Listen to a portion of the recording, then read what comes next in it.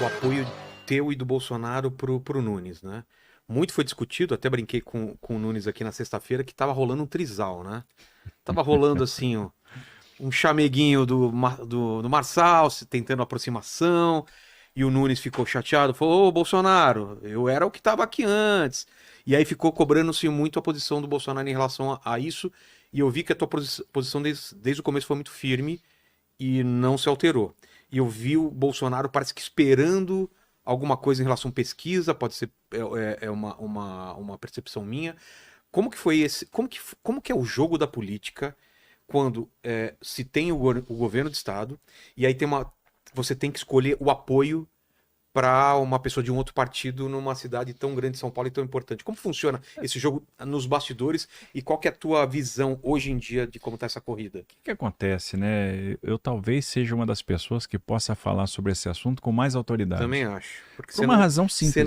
você não era de dentro lá, você não é um cara que nasceu na. Eu não nasci na É, política e mais do que isso hoje, eu estou o governador do estado, né? Estou aí há 21 meses no mandato. E aí eu converso, eu interajo com a prefeitura todos os dias.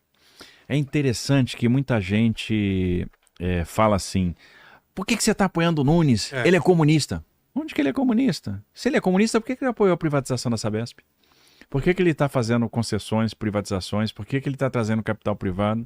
Vai de encontro aos princípios Ele é um cara cristão, ele é um cara que defende a vida desde a concepção, ele é um cara contra o aborto. Porque aí se criam essas narrativas: olha, ele é vermelho, ele é comunista. Aonde? Porque tinha o papo que o Salles seria a melhor indicação, né? E por algum motivo foi pro Nunes. Gente, a questão aqui é o seguinte: primeiro, a gente tem que ser pragmático. Mas você lembra desse papo, né? Lembro, claro. O próprio Salles ficou meio chateado e tal. Claro, mas é normal, né? A pessoa tem suas ambições e às vezes não emplaca e fica chateado. É um grande quadro, um cara super Que competente, teria- super inteligente. Teria muito mais dentro do Ele tem do mais espectro. identidade com a questão, com a Conservador- turma da direita, né? conservadorismo. Dessa turma mais apaixonada da direita. Só que a gente tem que fazer conta, né? Vamos lá, vamos ser pragmáticos. O que aconteceu na eleição de Pragmático, 22? você fala é não sonhar com o impossível ou não sonhar com o que não pode se concretizar. O ideal é isso. Já que não temos ideal, vamos ver o que é possível. É A isso? questão é o seguinte: o que é melhor para nós e para o nosso projeto? E Tá. o que é possível? Aí sim, uma Exato. questão de possibilidade. Vamos lá. O que aconteceu na eleição de 22? Na cidade de São Paulo, Lula vence Bolsonaro por 10 pontos de diferença. Haddad vence Verdade. Tarcísio por 10 pontos de diferença. Eu perdi aqui por 10 pontos de diferença. Bolsonaro perdeu aqui por 10 pontos de diferença. Isso é um sinal. Isso é um sinal, isso diz alguma coisa. Alguém acha que em 2 anos essa cidade deu uma virada à direita? Não deu. Não deu.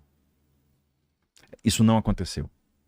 Então a gente vai pegar um candidato, aquele direita raiz, e ele vai chegar aqui na cidade de São Paulo e vai ser super bem sucedido. Não vai. A tendência é perder. A tendência é perder. Então a gente precisava procurar um candidato que tivesse condição de agregar o centro, que tivesse alinhado com aquilo que a gente está fazendo e que tivesse condição de ganhar a eleição. Porque quem figura como candidato da esquerda, e desde sempre isso está cantado em verso e prosa, o Guilherme Boulos, Claro. que fez De uma esquerda até de uma esquerda mais radical. radical, Exato. mais extremista, É. né? Porque, vamos lá, Ixi, apagou a luz aqui. Tá apitando lá o. Mas tá. Ó, vai ficar numa penumbra, tá até bonito aqui. gostei ali da Ah, imagem você ali, vê? ficou, tá romântico. Mas eu paguei a conta da luz, de luz, viu, gente? Não é aqui. O resto das luzes estão Eu acho que a gente podia ter um podcast à luz de velas. pode ser, seria o primeiro, Seria né? o primeiro. Mas então é o seguinte, a gente precisa ganhar a eleição. Então estava cantando em verso e prosa que o candidato ia ser o Boulos. O Boulos fez uma boa eleição contra o Bruno Covas em 2020. E mais do que isso, foi o deputado federal mais votado do estado de São Paulo. E o Boulos não tem voto lá no interior. Majoritariamente, a votação dele é na região metropolitana. O interior já vem de vários mandatos de mais à direita, né? O interior é direita. Eu ganho eleição em São Paulo porque eu ganho no interior. Eu perco na capital, eu perco na região metropolitana. Então, isso é um sinal importante. Então, é uma evidência que, a gente não pode brincar com a esquerda. E se a gente não agregar o centro, a gente perde a eleição. Então foi esse o raciocínio. E naquela época, quando a gente tomou essa decisão, não tinha Marçal no jogo, não tinha nada. Né? Então a gente estava raciocinando com o prefeito, o Nunes e também com o Boulos. Aí a gente toma a decisão, olha, nós temos que apostar naquela pessoa que tem condição de fazer essa agregação do centro e ganhar do Boulos num cenário de segundo turno. Porque também, vamos lá, a esquerda tem um voto consolidado na cidade de São Paulo. Aqui, principalmente na região metropolitana. Então não dá para imaginar, vamos ter uma eleição de primeiro turno. Esquece, não vai. Você vai ter uma eleição de 2 turnos. E aí a gente vai enfrentar Guilherme Boulos no segundo turno. Então quem tem condição de derrotar Guilherme Boulos no segundo turno? Ricardo Nunes. Esse é um ponto. É o ponto pragmático.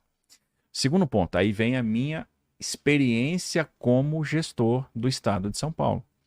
Observe, o estado tem 44 milhões de habitantes. 21 milhões estão na região metropolitana de São Paulo e 12 milhões na cidade de São Paulo.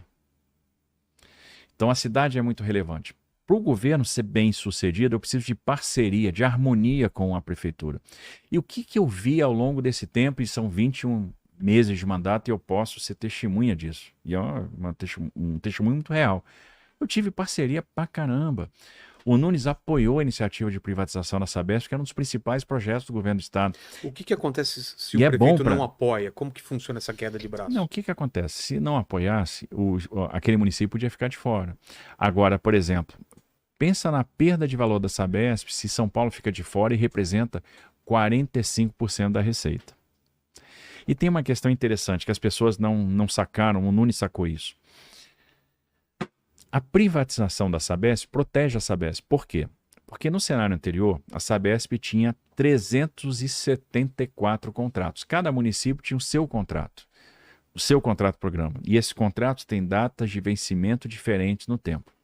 Quando o contrato programa acaba, ele não pode mais ser prorrogado, que esse é o comando do marco de saneamento. Então o município tem 2 opções. Ou ele constitui uma autarquia municipal, ou ele faz uma nova licitação. Ele faz a nova licitação, o que pode acontecer? A Sabesp pode ganhar ou pode perder. Numa licitação, uma empresa que trabalha às vezes mais alavancada tem mais chance de ganhar do que a própria Sabesp.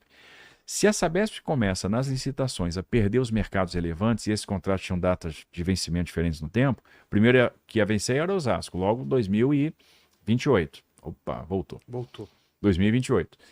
Depois, lá na frente, ia vencer a cidade de São Paulo.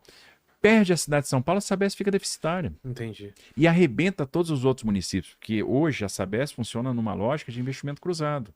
11 municípios financiadores financiam os outros 360.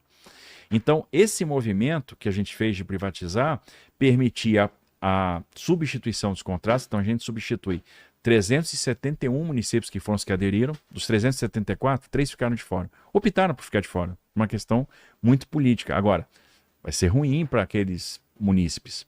A tarifa vai aumentar, eles perdem o grande benefício do saneamento básico, que é o seguinte: saneamento funciona com regionalização, saneamento funciona com infraestrutura compartilhada. Aí, o compartilhamento de infraestrutura torna o saneamento mais eficiente e mais barato. Então, mas a gente trouxe 371 municípios para dentro, com um contrato único, com excelentes parâmetros, excelentes indicadores, e que vai acabar só em 2060. Ou seja, eu garanti o mercado da Sabesp, eu garanti a Sabesp. Dos 68 bi que serão investidos até 2029 para universalização, 28 bi serão investidos na cidade de São Paulo. Cidade de São Paulo, que pegava 7% da receita operacional bruta produzida na cidade por Fundo Municipal de Saneamento, e agora passa a pegar 8,5%. Cidade de São Paulo, que tinha uma servidão de investimento obrigatório de 13% da receita operacional bruta, e passa agora a ter quase 30% da receita operacional bruta investida no município. E o contrato com a cidade de São Paulo não alcançava as pessoas dos núcleos informais, das áreas informais consolidadas, não chegava na favela, não chegava nas áreas rurais, que por incrível que pareça, aqui na cidade de São Paulo você tem área rural, na ponta da Zona Sul você tem área rural, e as pessoas não eram alcançadas. E a gente agora alcança todo mundo. A gente vai fazer o saneamento dentro da favela. A gente vai despoluir aqueles mananciais que estão na favela. Vou dar um exemplo. Perus. Nós temos lá um contingente de 400 mil pessoas que tem 0 de saneamento básico. E aí, parceria Prefeitura e Estado. A prefeitura está fazendo a canalização do Areião, está fazendo a canalização do Ribeirão Perus, está fazendo 4 obras de contenção de cheia, 4 piscinões, obra de gente grande, coisa bem feita. E o Estado está fazendo todo o saneamento básico, 7 estações elevatórias e uma estação de tratamento de esgoto, que é a 6ª maior do Estado. Ou seja, tem uma parceria constituída com a prefeitura, e aí, obra de contenção de cheia, a gente tem parceria. Habitação, são 72 mil unidades que estão sendo feitas, e muitas em conjunto, 25 mil delas em conjunto. Então, a gente outro dia teve lá na Vila Mirna, lá no Grajaú, tem lá 2.711 unidades em construção. A gente tinha acabado de fazer o conjunto, o condomínio Bruno Covas, são 1.290 unidades, e mais as 2.711 que estão em construção agora. E ali é um bairro, porque, primeiro, quem vai para lá? São aquelas pessoas que estavam em área de risco, que a gente tirou das margens da Bines e da Guarapiranga. Estão indo para lá, vão receber seu apartamento. Lá você vai ter um CEL, você vai ter 2 creches, você vai ter uma UBS, você vai ter 2 parques lineares, tem a canalização do Heimberg lá, que é o córrego que está indo lá para Bines. Tremenda obra, coisa de gente grande, tem 2.500 pessoas trabalhando. A gente entregou casa junto na cidade Tiradentes, na Vila Prudente, entregamos em Guaianazes, entregamos no Itaim Paulista, né? Então, entregamos em Heliópolis, entregamos 1.280 habitações em Heliópolis. Então, tem muita parceria do governo do estado com a prefeitura. E aí, a gente começa a resolver as coisas pelo telefone, as equipes começam a trabalhar muito integradas. Então ele tem uma obra, então às vezes precisa entrar, mas tem uma ponta aqui do terreno que é do governo do estado, eu ainda não tenho autorização. Eu falo, entra. E aí nós vamos lá e resolvemos. Então quando existe essa parceria, fica muito mais fácil. Então, a aposta pelo Nunes primeiro, é uma aposta no resultado. Parceiro na questão do centro. Quando eu chego, vou fazer a minha esplanada, centro administrativo, tem um terminal rodoviário em frente ao Palácio Campos Elíseos. Preciso remover e trazer transpor esse terminal para outro lugar. A prefeitura imediatamente, vamos ver as alternativas, já acertamos. Eu preciso colocar as bases comunitárias da polícia no centro. A prefeitura imediatamente, acertamos. Precisamos compartilhar as informações do Smart Sampa, já acertamos. Então tem uma parceria que gera resultado. É muito bom trabalhar com parceiro e assim, parte do sucesso do governo do estado de São Paulo depende do sucesso aqui, obviamente na capital, porque a gente está falando de 12 milhões de cidadãos, né? E a parceria que garante esse resultado tem sido muito importante. É por isso que o Nunes hoje é líder na periferia. Tomou a periferia da esquerda. Porque o cidadão que está lá na periferia, está lá no Grajaú, está lá em Parelheiros, está lá na Zona Leste, em Guanazes, está lá no Itaim Paulista, o que ele está vendo? Está lá em Perus, né? Está lá em Pirituba, o que ele está vendo? A ação da prefeitura chegou aqui. Eu estou vendo a obra. Eu estou vendo a obra de contenção de cheia. Não está mais enchendo aqui na minha rua. Tô vendo aqui o corredor de ônibus está sendo feito. Aqui resolveu o problema da Avenida Santa Amaro. Aqui, naquele lugar lá do Capão Redondo, que sempre enchia, eles fizeram a canalização do Córrego dos Brancos. Eles fizeram aqui a extensão da Carlos Caldeira Filho e estão ligando o terminal de ônibus lá do Jardim Ângela ao Capão Redondo. Aqui vai passar a linha 5 do metrô. E aí essa parceria Prefeitura-Governo do Estado, se não tiver, não funciona. Aí eu tenho um perfeito parceiro. Eu quero abrir mão disso, porque aí são 2 caminhos. Eu tenho o caminho da segurança, eu tenho um cara que eu estou acostumado a trabalhar, que trabalha bem com o governo do estado, e tem o caminho da incerteza. Que é o caminho da competição. O caminho do Marçal é o caminho da incerteza. A gente não sabe o que ele é. Ele tem falado que tanto você quanto o Bolsonaro estão fazendo a escolha errada. Porque os princípios realmente, segundo eles, bolsonaristas ou conservadores, estão na mão dele e não do Nunes. Isso é uma bobagem, ele achar que monopoliza os princípios bolsonaristas, ou monopoliza aquilo que é correto.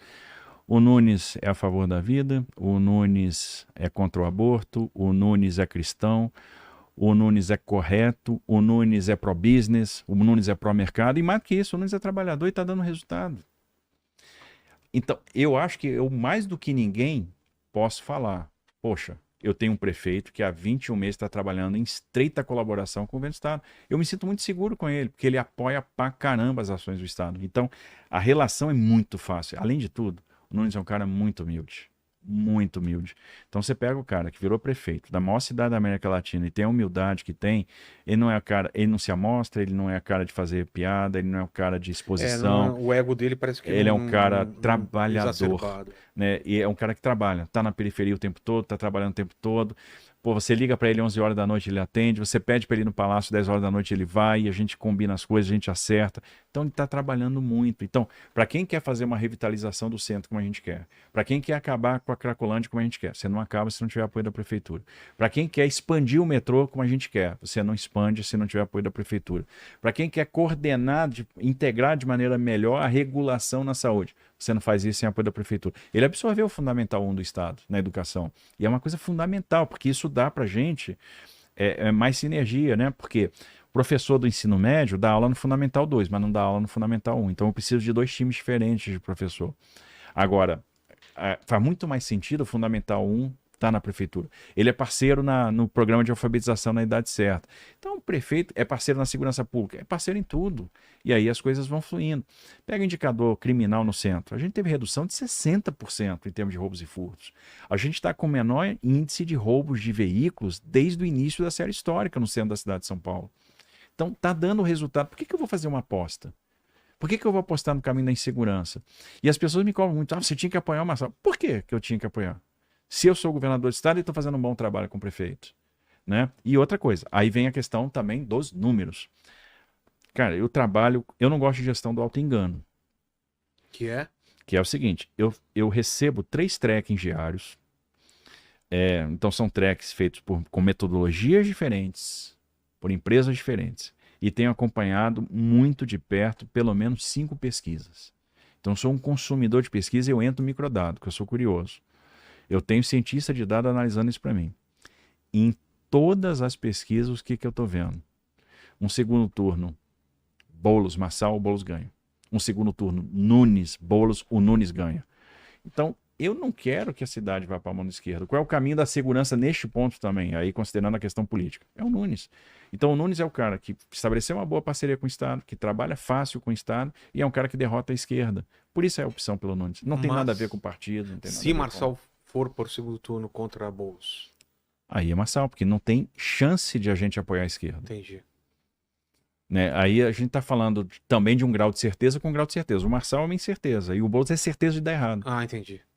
É uma certeza pro outro lado. É uma certeza pro outro lado, é a certeza inversa. Teve conversa? É a certeza elevada a -1. Em algum momento teve conversa com o Marçal? Ele chegou a te consultar? Já conversei com ele. Foi conversas tranquila. Boas? Não, foi uma conversa só. Foi uma conversa tranquila que Telefone, WhatsApp? Não, ele teve comigo pessoalmente. Teve comigo pessoalmente. Porque ele é de mandar WhatsApp aí pro pessoal, né? Pra mim pedindo não mandou, perdão, não. pedindo ajuda. Depois faz a mesma coisa, né? Então, Mas enfim, comigo ele teve lá pessoalmente. Esse estilo de agredir os outros, botar apelido, é um estilo que eu não gosto. Eu acho desrespeitoso. Eu acho que a gente não ganha nada com isso, principalmente quando você pode, eventualmente, numa situação, querer estabelecer uma relação de mas trabalho. pra frente você vai precisar falar com a Então, eu acho isso inadequado. Eu nunca desrespeitei um adversário meu. Eu não vejo necessidade disso. Eu terminei a eleição do estado de São Paulo com uma boa relação com a Haddad. Porque eu desenvolvi com ele uma relação respeitosa. Eu tenho divergência política e ideológica com a Haddad. Então, acho que ele está indo num caminho e o meu caminho é outro. Muito bem. Mas, por exemplo, ele é o ministro da Fazenda e eu estou conversando com ele a renegociação da dívida do Estado de São Paulo.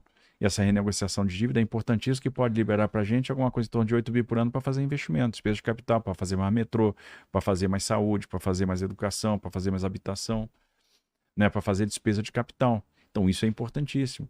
Imagina se eu tivesse ruído todas as pontes na eleição. Esquece. Né? Então, para que a gente vai... divergência e debate político é uma coisa. Agora, desrespeito é outra. Eu acho isso muito inadequado. Mas ele esteve comigo e eu disse para ele o seguinte, eu expliquei por que eu apoio o Nunes e por que eu vou estar com o Nunes até o final. Eu expliquei para ele que o Nunes é um cara bom caráter, é um cara do bem, é um cara humilde, é um cara que é humilde, porém trabalha muito e é um cara que está dando resultado. Por isso. E foi a minha opção lá atrás e eu vou com ele até o fim. E, obviamente, se ele for para o segundo turno, a minha declaração de voto vai ser nele, e se ele ganhar a eleição, ele vai ter meu apoio. Mas as declarações dele não te tiram também do prumo, não te deixam chateado? Não, porque eu não ligo. Eu não ligo. Aí é o seguinte, existe uma tática aí de fazer pressão que comigo não funciona.